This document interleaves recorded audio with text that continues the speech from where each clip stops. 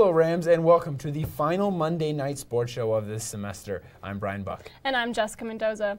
Over the break, there was a lot of action from the football, volleyball, and men's and women's basketball teams. So let's get right into it. The heels of bowl elimination for the CSU football fan base saw little to be motivated by for the final home game of the season against nationally ranked Utah State.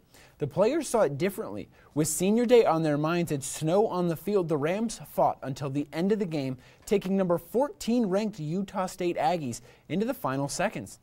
The Aggies entered the game with the best scoring offense in college football, averaging over 50 points a game. But the snow and an energized Ram defense held them without an offensive touchdown until the fourth quarter. Utah State did put points on the board with 2 pick sixes and a pair of field goals. CSU, on the other hand, moved the ball consistently, regularly finding themselves on Utah State's side of the field. Turnovers and a missed field goal kept the Rams from building a lead. With just over a minute and a half remaining, the Aggies would score their first offensive touchdown of the game, putting them up 29-24. And with 8 seconds to go, CSU found themselves with a shot to win as quarterback Colin Hill threw a Hail Mary to Preston Williams. The pass was caught in the end zone, but Williams was called for illegal touching after he stepped out of bounds prior to catching the pass, and the game ended with a Ram defeat, 29-24. Well, Brian, despite the loss to Utah State, CSU traveled to Falcon Stadium in hopes to beat Air Force for the first time since 2015 in their final game of the season. And for the first time since 1978, the Rams football team played on Thanksgiving Day. Air Force running back Cole Fagan was the first to score more than halfway through the first quarter by just a 3-yard run into the end zone after making major contributions in the 13 plays to get the Falcons 80 yards down the field to score. Fagan would end the game with 260 rushing yards, third most in Air Force history. In the second quarter, the Rams were down by 14. They finally were able to march down the field where Colin Hill connects with Preston Williams for Williams' first touchdown since that devastating illegal touching call against Utah State. But before CSU can count on 7, Wyatt Bryan misses the extra point wide, bringing more pressure to the team. A big stop by safety Quinn Brennan on third down forces the Falcons to settle for a 29-yard field goal, which gave them a 10-point lead. Williams, being a hot target on their last drive of the half, is finally fed a deep ball on the sideline and beats the defense into the end zone. Colorado State went into the half only down by 4, 13-17. In the third quarter, Olabisi Johnson surpasses 2,009 all-time receiving yards, placing him at 10th in CSU history. Hill then throws an interception after trying to force one to Williams, who had too many bodies around him. The third quarter was fought tough, and Hill had to take to the locker room towards the end due to a concussion suffered, leaving the duties to KJ Carter-Samuels, who hasn't seen any playing time since their defeat in Boise. After an Air Force field goal early in the final quarter, CSU is in good position to tie it up at 20s. Carter-Samuels is sacked on the Falcons' 31-yard line for a loss of 8. Bubba calls a timeout, and CSU returns to the field where Williams is slightly underthrown, but still makes the catch for his third touchdown of the game. But when the Rams need Wyatt Bryan to tie up the game with the extra point, the kick is blocked and the Rams find themselves trailing by 1 point. After Air Force's Caden Remsburg runs in another touchdown for the Falcons, the Rams were under pressure. And after a few plays, that got the Rams nearly into the end zone. Carter-Samuels is picked off to give the ball back to the home team with less than 2 minutes to play. The Falcons ended up with their 5th win of the season over CSU, 27-19. Jessica, Mountain West football, I know it didn't turn out very well for CSU or Air Force for that matter. They didn't make it to a bowl game. But 2 champions right now going at it, Fresno State from the West Division and Boise State from the Mountain Division. They've already played a football game. You got to imagine that gives Fresno State a little bit of advantage. They lost last time. Now they got a chance to correct their mistakes. Yeah, so this is actually going to be the 4th time that these 2 teams have met in the last year. So they're definitely probably pretty comfortable with playing each other, but they are going to be on that blue turf where Fresno did lose last time, so I definitely think Boise is going to take this one. I like Boise as well in this. They're just such a sound football team, and ever since Boise beat Fresno, was that a month ago, I believe, Fresno just hasn't looked like the same football team. They haven't been able to put up 30 points in any game since, including against San Jose, where they really stumbled early. They only scored 3 points in the first half. It looks like their confidence is a little shaken after that loss. I don't think they got it all together just yet for this football game. I absolutely agree with you, and you guys will hear a lot more about that in the Triple J Pick'em Challenge, where I'll be talking about why I think Boise's going to win. But overall, I think it's really great that they're both in the top 25. I think it represents the Mountain West really well. Big for the conference, for sure. Absolutely. Although football did not finish on a good record this season for CSU, the volleyball team played in their final home and regular season match of the year going into break. And the results, well, very few saw it coming. The New Mexico Lobos came into Moby Arena with surplus amounts of energy. The Rams struggled to get a good pass and couldn't get into a groove on offense, combining for 34 attack errors and 16 missed serves. The Lobos took the first two sets 25-22, stunning everyone in attendance. The Rams went into the intermission frustrated and quiet, but come out looking more like the team we have seen all season, while the Lobos' hitting percentage dropped significantly, even going into negative in the fourth set. The Rams came back to win the third and fourth sets 25-22 and 25-17. The final set was back and forth with 7 lead changes, and the Rams even led 14-13 towards the end. But New Mexico refused to let all of their hard work go to waste, and they would score the next 3 points to defeat CSU, a victory that their program hasn't seen in 24 years. Although the loss hurt, the 23-7 Rams still have a lot to look forward to going into the postseason, and finished tonight celebrating their Mountain West title with a trophy and a lot of confetti. After that championship, Sunday evening was the bracket reveal show for the NCAA tournament, and with that came the CSU Volleyball watch party at the Mayor of Old Town. Coaches, players, and fans were all on hand as it was revealed where the Mountain West champions would be traveling for their first round of their 24th consecutive NCAA tournament appearance. That's quite a few.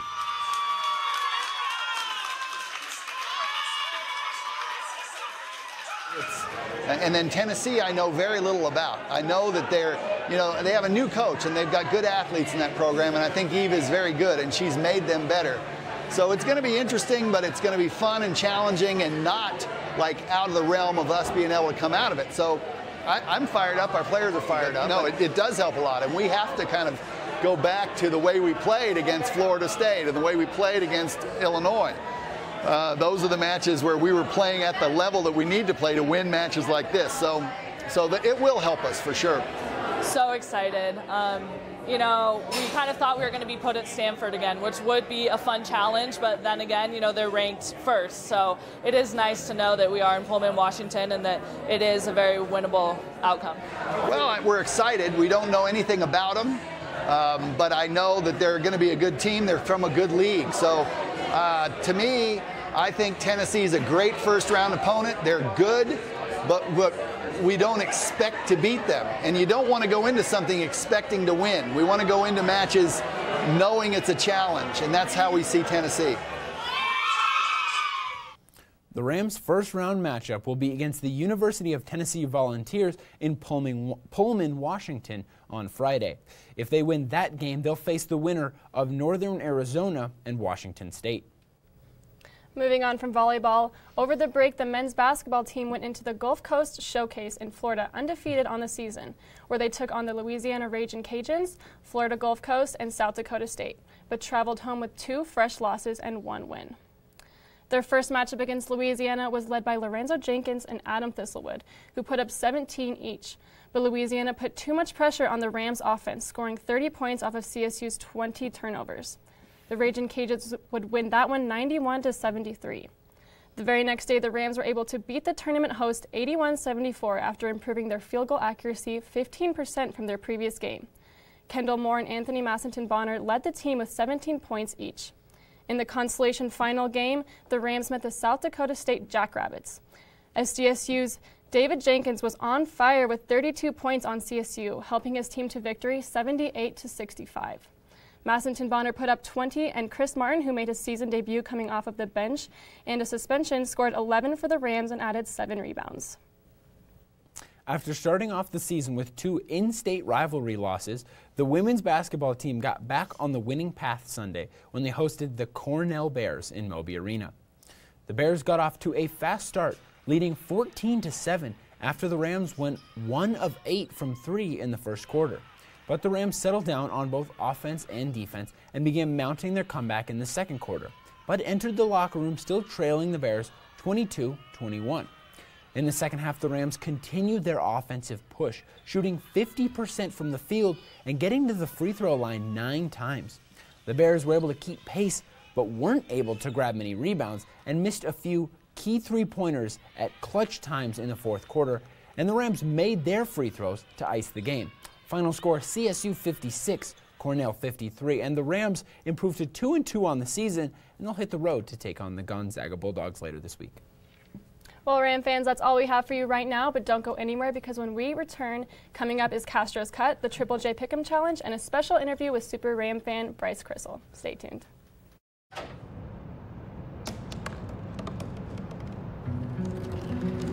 They said I couldn't dream. Called me a piece of trash and swore that's all I'd ever be.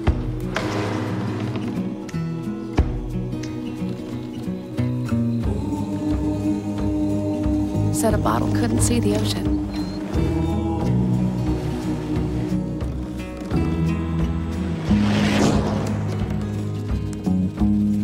Give up. Go back to the dumpster.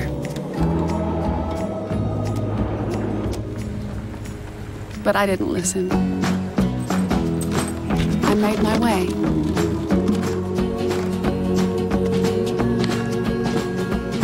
And now, I am what I've always wanted to be.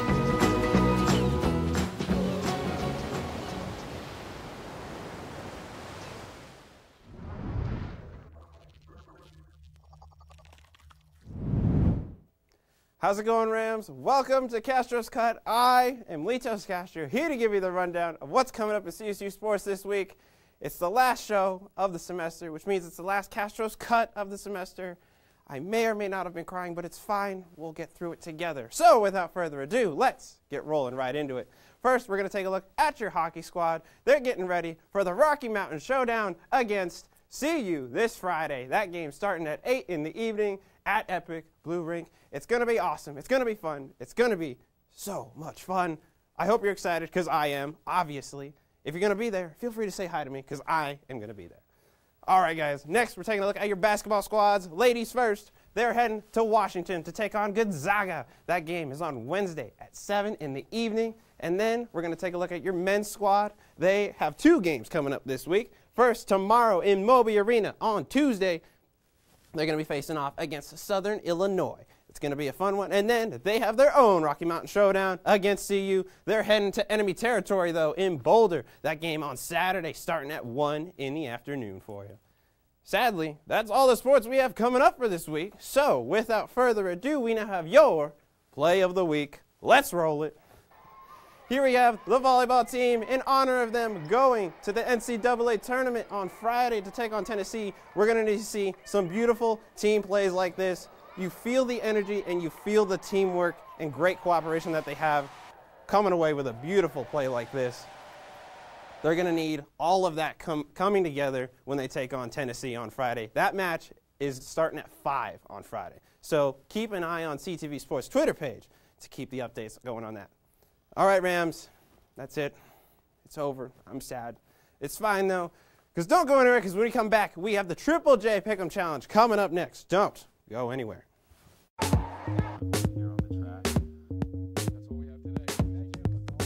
Well, Thomas, you've got pre-diabetes. But with more exercise and a change in diet, it can be reversed. I've tried exercising. It just makes me hungry for bacon. I love bacon, too. And who really likes to exercise? Not me. Me neither. Nobody. So we're good? What? Oh, you still have pre-diabetes.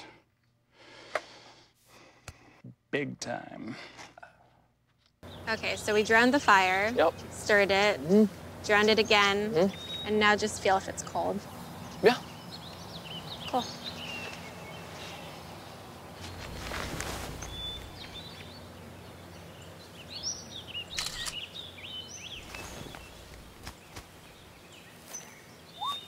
Smokey just gave me a bear hug. I know. I already posted it.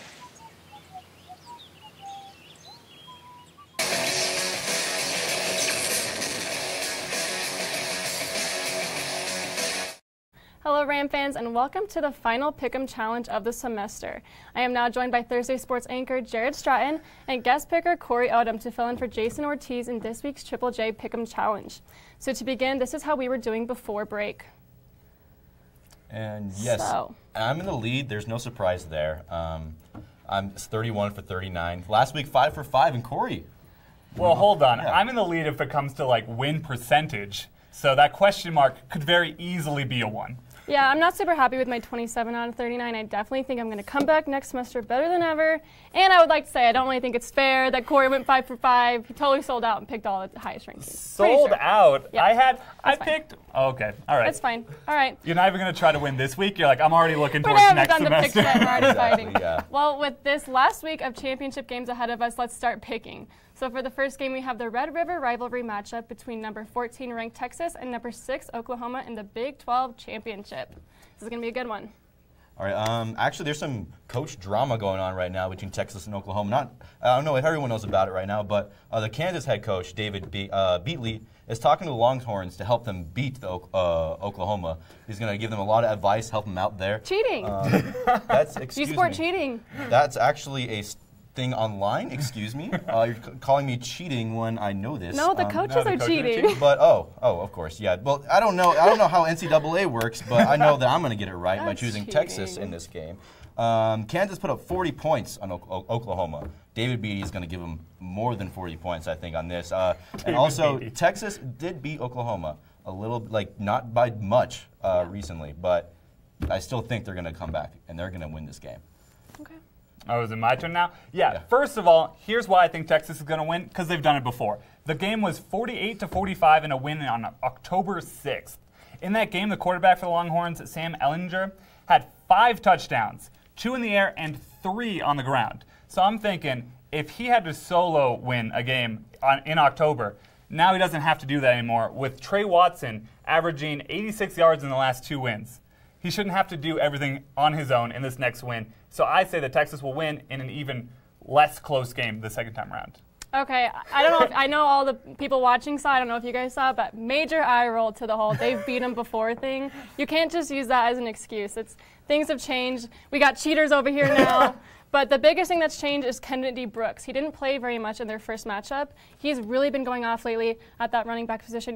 He's killing it. So I definitely think he's going to be the game changer for this one.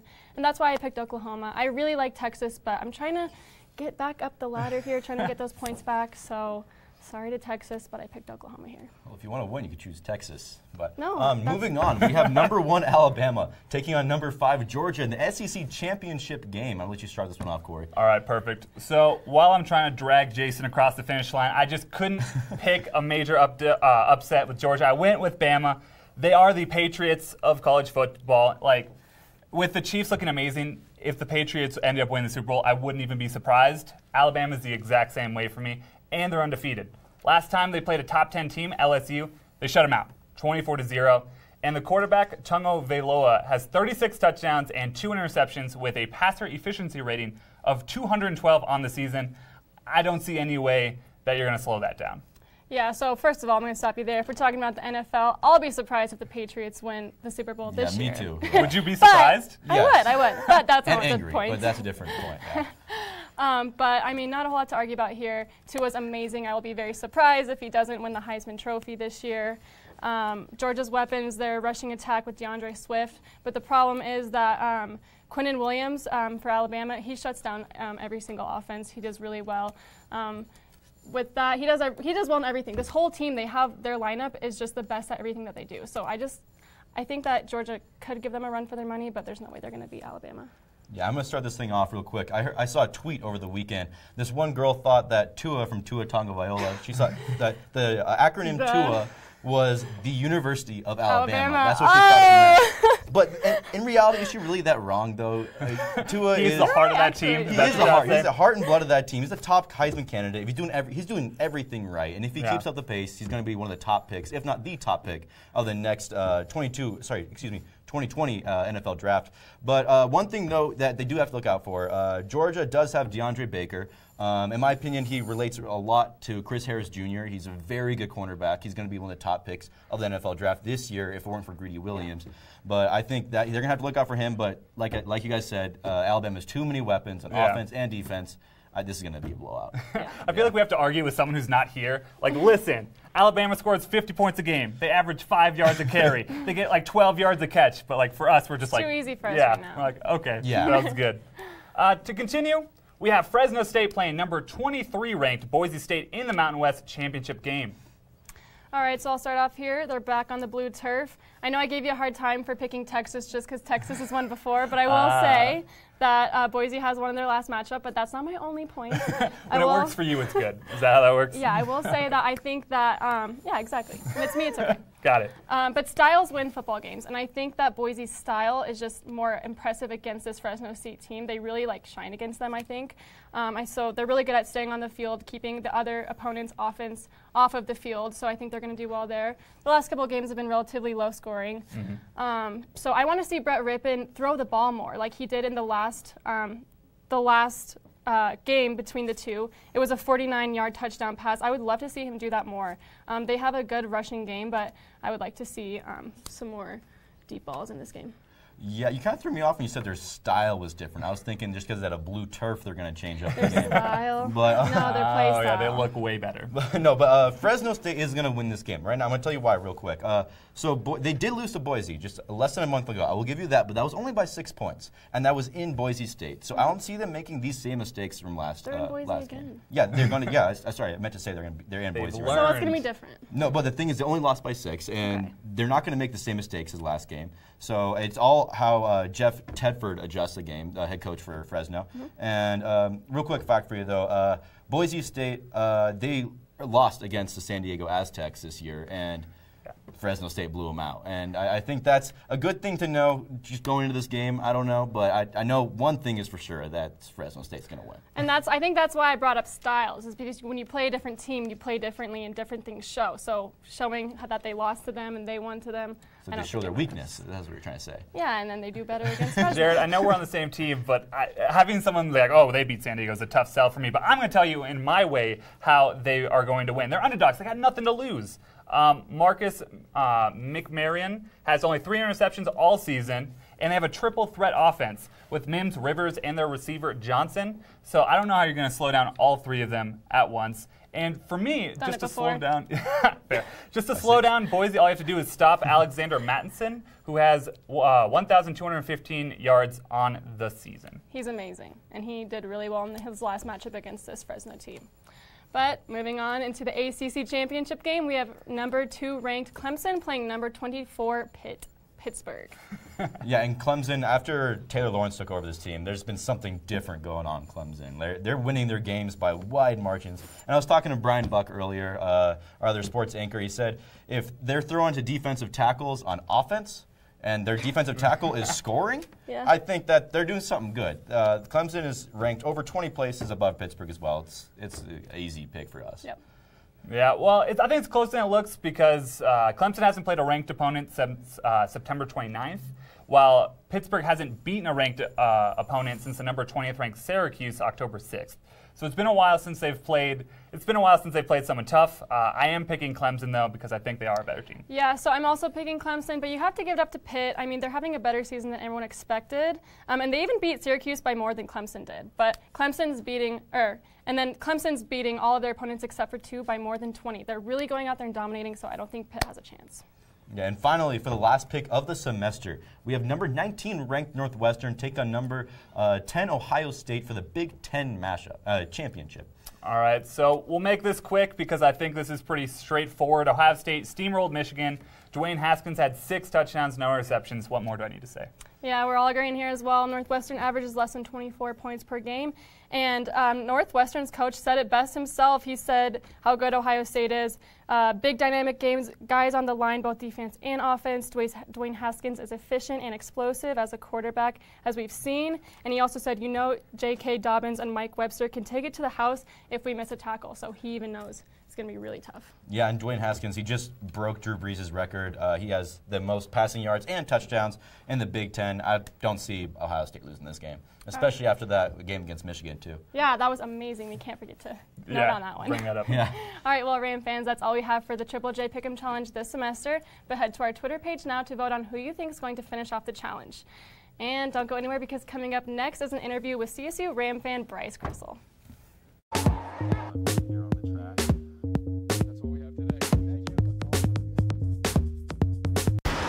Look at you.